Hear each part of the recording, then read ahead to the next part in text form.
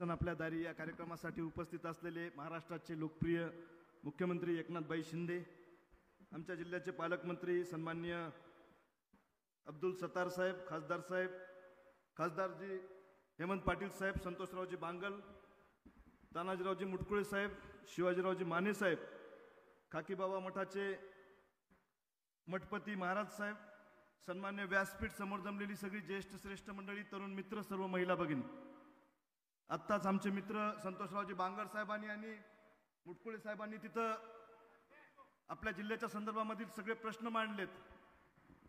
मी शिंदे साहेब राष्ट्रवादी काँग्रेस पक्षाचा आमदार आहे, मी तुम्हाला एवढीच विनंती करतोय आणि सभागृहातही त्या दिवशी बोललो, मागणी बिलकुल करणार नाही, कारण मागायच्या अगोदर आपण जिल्ह्याच्या माध्यमातून मुख्यमंत्री असतील, उपमुख्यमंत्री असतील, या जिल्ह्याला खूप काही देण्याचं काम आपल्या मार्फत झालेलं आहे।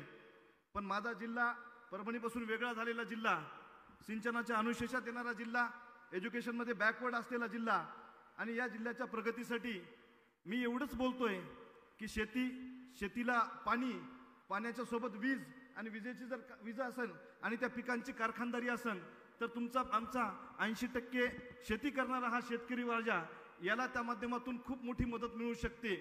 पीक विमाच्या बाबतीमध्ये आत्ताच संतोषराव बोलले, मी सुद्धा साहेब कोर्टामध्ये गेलो, सर्वोच्च न्यायालयामध्ये आपण त्या बाबतीमध्ये याचिका दाखल केली होती, पण कालपासून आपल्याला तिथं पीक विम्याचे पैसे पडायला सुरुवात झालेली आहे। निश्चित आज सिंचनाच्या अनुशेषाच्या बाबतीमध्ये माझ्या मतदारसंघामध्ये पूर्णा बॅरेजेसच्या 17 सप्टेंबरला आपण मीटिंग घेतली आणि त्या पूर्वसंध्येला आपण त्या तिन्ही कॅबिनेटमध्ये त्याला मंजुरी दिलेली आहे। महाविकास आघाडीच्या काळामध्ये त्याला पाणी परवानगी उपलब्ध झालं होतं आणि त्याला मूर्त स्वरूप या आपल्या काळामध्ये भेटलेलं आहे। मी आपणास एवढी विनंती करतोय की हा जिल्हा सिंचनाच्या अनुशेषामध्ये येतो। तानाजी मुटकुळे साहेबांनी प्रयत्न करून हा जिल्हा तिथं सिंचनाच्या अनुशेषामध्ये आणलेला आहे। ज्यानं जे काम केलं त्याला ते क्रेडिट देण्याचं काम लोक सुद्धा करत असतात आणि लोकप्रतिनिधी म्हणून सुद्धा आपण स्वच्छ वागलं पाहिजे। त्याच पद्धतीनं माझ्या इथं पूर्णा बॅरेजेसच्या माध्यमातून मागच्या 4.5 वर्षामध्ये आम्ही मेहनत करून ते तिन्ही बॅरेजेस मंजूर झालेत। माझ्या विभागामध्ये केळी पाझर तलाव आणि त्यानंतर शिरड शहापूर या विभागामध्ये कोरडवाहू पट्टा आहे, तिथं सुद्धा पाण्याची व्यवस्था झाली पाहिजे। आणि अत्यंत महत्त्वाचं मुख्यमंत्री साहेब, मी तुम्हाला एक विनंती करतोय की ज्या मराठा समाजातील मुलांना काल अधिवेशनामध्ये मी बोललो की जे तरुण मुलं होते 12वी फर्स्ट इयर ग्रॅज्युएट झालेले, त्या मुलावर सगळ्यात जास्त हिंगोली जिल्ह्यामध्ये गुन्हे दाखल झालेले आहेत। हे मुलं निरपराध मुलं आहेत। फक्त तिथं त्यांनी काय केलं तर निवेदन दिलं शासनाला आणि ते निवेदन देऊन त्यांनी तिथं रास्ता रोको केलाय।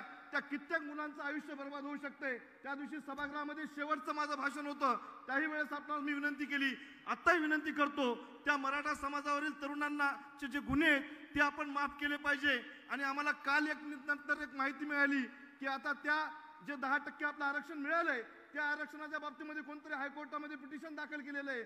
मी सीएम साहेब आपणास विनंती करतो की हा मराठा समाज सगळ्या जाती धर्माच्या 18 पगड जाती धर्माच्या लोकांना तिथं मदत करणारा समाज आहे, लोकांच्या सुखदुःखामध्ये सगळ्यात अगोदर पोहोचणारा मराठा समाज आहे।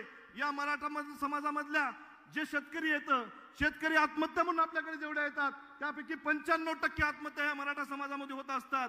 आपण महाराष्ट्राचे मुख्यमंत्री आहेत, हे सगळं 18 पगड जातीच्या लोकांना तुम्हाला आम्हाला सोबत घेऊन चालावं लागतंय, पण हा शेतकरी राजा 95% मराठा समाजामधून आत्महत्या करतो। मी आपणास विनंती करतोय की हे जे कालचं जे पिटिशन दाखल केलेलं आहे त्या संदर्भामध्ये शासनाच्या माध्यमातून आपण तिथं काम केलं पाहिजे आणि ती जी याचिका दाखल झालेली आहे ती फेटाळण्यासाठी तुम्ही आम्ही सरकार म्हणून प्रयत्न केले पाहिजे आणि या मराठा समाजावरील जे गुन्हे दाखल झालेत त्यांच्या बाबतीत गुन्हे मागे घेतले पाहिजे। गेल्या वर्षीच्या अधिवेशनामध्ये आपण लिंगायत समाजाच्या बाबतीमध्ये